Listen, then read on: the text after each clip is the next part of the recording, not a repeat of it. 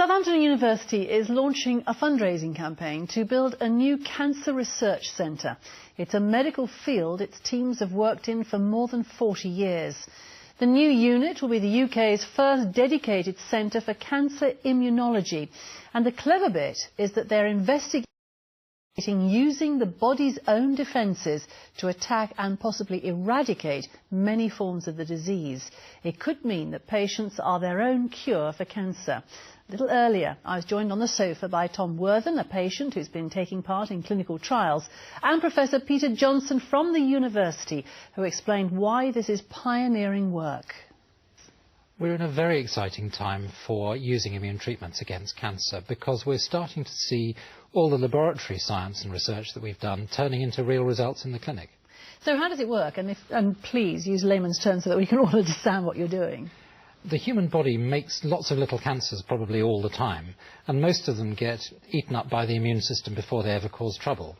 But the cancers which get past the immune system somehow get under the radar are the ones which go on to cause problems. So the one that I'm looking at here on the sort of left-hand side of the screen there with that circle around it, what's happening there? So what we've done there is an experiment to get T cells, part of the body's immune system, to recognise cancer cells artificially in a test tube. And by working out how to do that, we can work out how to get it to happen in the human body. So effectively they're eating up the cancer, is that right? They're working their way through the cancer cells like Sadio Mane working his way through the Aston Villa defence. Yeah. OK, and that green one there, that's the, if you like, the bad cancerous cell, and what's around it is the T cells. And the T cells are there and they recognise it, they come up to it and they make an intimate connection with the surface, see what the proteins look like on the surface and recognise it as a danger and then deal with it. So Tom, you're in the trials, OK, and effectively what we've just seen there is actually happening inside your body.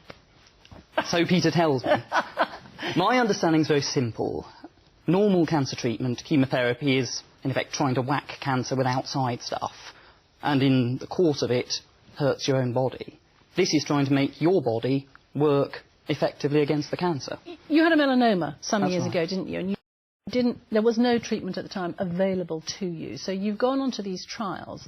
That must have been a very bleak place to be at the time. It was an awful place to be. I went from mid-20s, apparently completely healthy, to suddenly being told 50-50 chance of making it through. It's a huge jump, and yes, incredibly bleak, and still bleaker to look at the internet as everyone does and think, gosh, there's all these stories of people dying with no treatment available. So what do you do in terms of the trials? What is done to you, if you don't mind me asking? Well, for me in particular, and the treatment I have is quite an unusual one, a vaccine's injected into me, and then I have, in effect, an electric shock shortly after that, which sounds gruesome, actually is quite gruesome.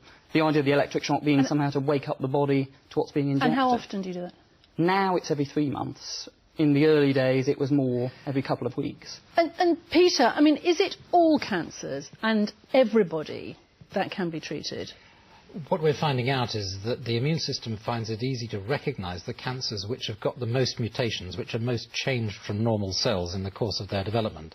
So in Tom's case, what we're doing is delivering a vaccine which has some cancer cells that are no longer able to grow, together with an electric shock to give the body the danger signal. So what sort of cancers would be, if you like, most suitable for this?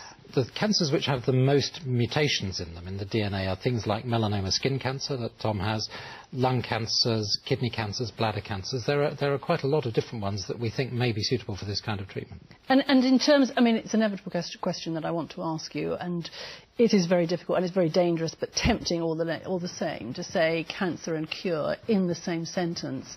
Are we looking at cures, that the body can cure itself eventually? We've been using these immune treatments for some types of cancer for a decade now, and there are patients who've had these treatments where the cancer's gone away and not come back. So 10 years feels like a pretty good time, and what we think is that if you can get the immune system locked onto a cancer, it may well stay locked on for life. That must give you huge hope, doesn't it now? It gives you must feel great now. Oh, I feel superb. I'm getting married in 6 weeks. I'm just getting on with my life. I've almost forgotten cancer, and that's a terrible thing. But it's not just me. You look at the chemo clinic where I sit regularly, and there's so many patients now who I talk to and who I'm told are doing incredibly well. So yes, it's huge hope for me and huge hope for lots and lots of different people. That's good news. Tom, thank you so much for coming in, and Professor Peter Johnson, thank you so much for coming in and talking to us about it. Pleasure.